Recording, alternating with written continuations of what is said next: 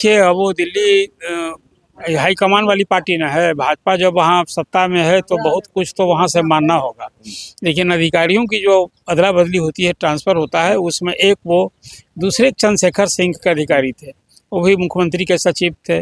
पटना के DM commissioner एक अच्छे अधिकारी की उनकी छवि है, यूपी के रहने वाले हैं, जाट के बाबू साहब का, तो उनका भी वहाँ से तबादला हुआ, जल संसाधन के सचिव बनाए गए और उसके बाद उनको पीआरडी के सचिव भी है।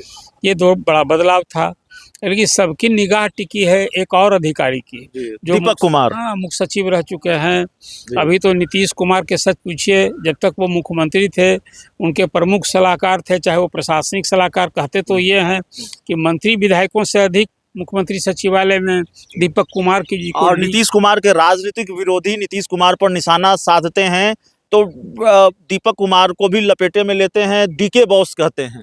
तो डीके बॉस तो थे ही, वे दिलीप कुमार माने डीके हुआ और डीके बॉस तो थे ही वहाँ। बॉस पर वो मुख्य सचिव से भी ऊपर थे, खुद मुख्य सचिव रह चुके। नमस्कार, आप देख रहे हैं 4 PM और मैं हूं अभिषेक मिश्रा।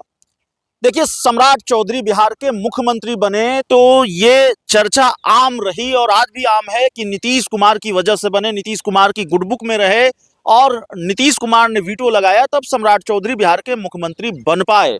और यह चर्चा भी रही है राजनीति के गलियारों में कि सम्राट चौधरी मुख्यमंत्री जरूर होंगे, लेकिन नीतीश कुमार के आदेश निर्देश पर ही या आदेश निर्देश पर भी सरकार चलेगी। एक खबर आई है कि सीएम सम्राट चौधरी ने मुख्यमंत्री के चहेते अधिकारियों की सीएमओ से विदाई कर दी है और उनकी जगह नए अधिकारी लाए गए हैं। तो सवाल ये है कि क्या सम्राट सरकार नीतीश कुमार के रिमोट कंट्रोल से बाहर है, और राजनीतिक चश्मे से इस पूरे फैसले को देखा जा रहा है, इस प्रशासनिक फेरबदल को राजनीति के चश्मे से देखा जा रहा है। राजनीति के चश्मे से देखा जाना चाहिए, नहीं जाना चाहिए। और अगर सम्राट चौधरी ने नीतीश कुमार के चहेते अधिकारियों की विदाई करनी शुरू कर दी है तो फिर इसके राजनीतिक मायने क्या हैं, इसको हम समझने की कोशिश करेंगे। बहुत बारीक नज़र रखते हैं और बहुत सीनियर जर्नलिस्ट हैं बिहार के अरुण पांडे सर, दशकों का पत्रकारिता का अनुभव। सर, कैसे देख रहे हैं इसको? क्या वाकई इसको राजनीति के चश्मे से देखा जाना चाहिए? सीएम सम्राट चौधरी ने कई अधिकारियों में फेरबदल किया है, प्रशासनिक फेरबदल किया। कहा जा रहा है कि भाई नीतीश कुमार के चहेते अधिकारियों की एक एक कर चुन चुन कर वो विदाई कर रहे हैं। बताइए, राजनीति में जो राजनीतिज्ञ हैं उनके काम को तो राजनीति दृष्टि से देखा ही जाना चाहिए ना। देखिए, बिहार में सत्ता परिवर्तन हुआ और भाजपा की पहली बार सरकार बनी, सम्राट चौधरी मुख्यमंत्री बने, तो अब ड्राइविंग सीट पर ड्राइवर बदल गया है। तो गाड़ी ड्राइव करेगा ड्राइवर अपने हिसाब से कि कोई और उसको आदेश और निर्देश देगा? भला कोई सरकार चलाएगा तो नीतीश जी का आदेश और निर्देश कैसे चलेगा?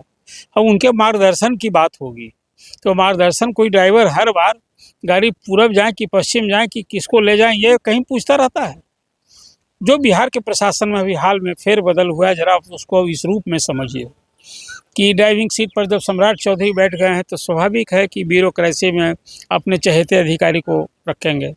और नीतीश कुमार के कैबिनेट में चाहे वो मंत्री थे तो या उनके मुख्यमंत्री सचिवालय में जो अधिकारी बरसों से जमे थे, जो कहे जाते थे कि वे नीतीश कुमार के चहेते अधिकारी हैं, कुछ सजातीय भी थे। आजकल तो बिहार की राजनीति में कहिए या पूरी राजनीति में ही कहिए, जाति का ऐसा बोलबाला वर्चस्व हो गया है कि जात पर पहले लोग भरोसा करता है। तो नीतीश कुमार इतने लंबे काल तक मुख्यमंत्री रहे, सीएमओ भी कभी इससे अछूता नहीं रहा। अब जो अभी बदलाव हुआ, सम्राट चौधरी ने जो मुख्यमंत्री सचिवालय में बदलाव किया, तो 2 अधिकारी तो पहले जा चुके थे। पहले एक अनुपम कुमार भी एक अधिकारी थे। अब जो सत्ता परिवर्तन की आहट देख करके वो दिल्ली ट्रांसफ़र ले लिए, वो केंद्र सरकार में चले गए डिप्टीशन में। एक और गोपाल सिंह थे, भारतीय वन सेवा के अधिकारी, लंबे काल तक वो भी आप नीतीश कुमार के इर्द गिर्द दिखते थे, तो उनका भी स्वाभाविक है कि वहाँ से अब जो दायित्व था वो पटना जिला के वन पदाधिकारी थे। और फिर क्या दायित्व था, खैर उनको भी आपको याद होगा, एक समय जब जीतनराम मांझी मुख्यमंत्री बन गए था, यही समय था, आम तोड़ लिया गया था तो एक अलग विवाद हो गया था। अब अभी सम्राट चौधरी ने मुख्यमंत्री के रूप में पहले रवि हैं, उनको अभी वहाँ से तबादला किया, जो मुख्यमंत्री के सचिव थे, नीतीश कुमार के स्वजातीय हैं और नालंदा के रहने वाले हैं। तो उनको भेजा कहाँ? नीतीश कुमार के बेटे पहली बार मंत्री बने हैं, जिनको अभी राजनीति का ककहरा सीख रहे हैं। सरकार कैसे चलाना है कोई कार्य अनुभव तो है नहीं, तो वहाँ एक भरोसे का अधिकारी चाहिए था जो कम से कम मंत्री की नैया न डूब जाए। कोई ऐसा काम नहीं, तो बिहार में मंत्री जेल भी न गए हैं। जैसे यूपी में कहिए, जैसे मध्य प्रदेश में कहिए, राजस्थान में भी कहिए, बंगाल में तो मंत्री भी जेल जा रहे हैं। तो ये सब कुछ को भविष्य को संवारने के लिए निशांत के नज़दीक एक भरोसे का अधिकारी के रवि को बैठाया तो गया। ये माने कि सम्राट चौधरी दिल्ली की रिमोट से चल रहे हैं, नीतीश कुमार की रिमोट से नहीं चल रहे हैं, ये बात पुख्ता हो चली है। देखिए, अब वो दिल्ली हाईकमान वाली पार्टी न है। भाजपा जब वहाँ सत्ता में है तो बहुत कुछ तो वहाँ से मानना होगा, लेकिन अधिकारियों की जो अदला बदली होती है, ट्रांसफ़र होता है, उसमें एक वो दूसरे चंद्रशेखर सिंह के अधिकारी थे, वो भी मुख्यमंत्री के सचिव थे। पटना के डीएम कमिश्नर एक अच्छे अधिकारी की उनकी छवि है, यूपी के रहने वाले हैं, जात के बाबू साहब, तो उनका भी वहाँ से तबादला हुआ, जल संसाधन के सचिव बनाए गए और उसके बाद उनको पीआरडी के सचिव भी है। ये दो बड़ा बदलाव था, लेकिन सबकी निगाह टिकी है एक और अधिकारी की, जो दीपक कुमार, हाँ, मुख्य सचिव रह चुके हैं। अभी तो नीतीश कुमार के सच पूछिए, जब तक वो मुख्यमंत्री थे उनके प्रमुख सलाहकार थे, चाहे वो प्रशासनिक सलाहकार कहते तो ये हैं कि मंत्री विधायकों से अधिक मुख्यमंत्री सचिवालय में दीपक कुमार की जी और नीतीश कुमार के राजनीतिक विरोधी नीतीश कुमार पर निशाना साधते हैं, तो दीपक कुमार को भी लपेटे में लेते हैं, डीके बॉस कहते हैं। डीके बॉस तो थे ही, वे दिलीप कुमार माने डीके हुआ और डीके बॉस तो थे ही वहाँ। बॉस पर वो मुख्य सचिव से भी ऊपर थे, खुद मुख्य सचिव रह चुके।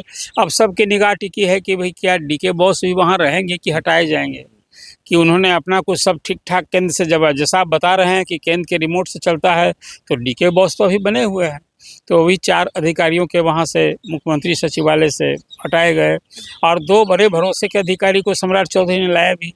एक संजय कुमार सिंह को लाया और एक फिर लाया है दूसरे किसको, मुकेश कुमार को लाया, तो 2 अधिकारी को लाया है अभी। लेकिन अभी प्रधान सचिव फिर कौन होगा? ये दोनों तो सचिव हैं, तो सचिव के ऊपर कोई प्रधान सचिव भी होगा ना। अब वो अभी डीके बॉस ही कंटिन्यू करेंगे। देखिए, एक तंत्र प्रशासन में एक आम समझ है कि बदलाव तभी कुछ साफ साफ दिखेगा, लोग महसूस करेंगे जब डीके बॉस भी सीएम सचिवालय से हटेंगे। ये इसलिए भी है कि देखिए, वो रिटायर अधिकारी है।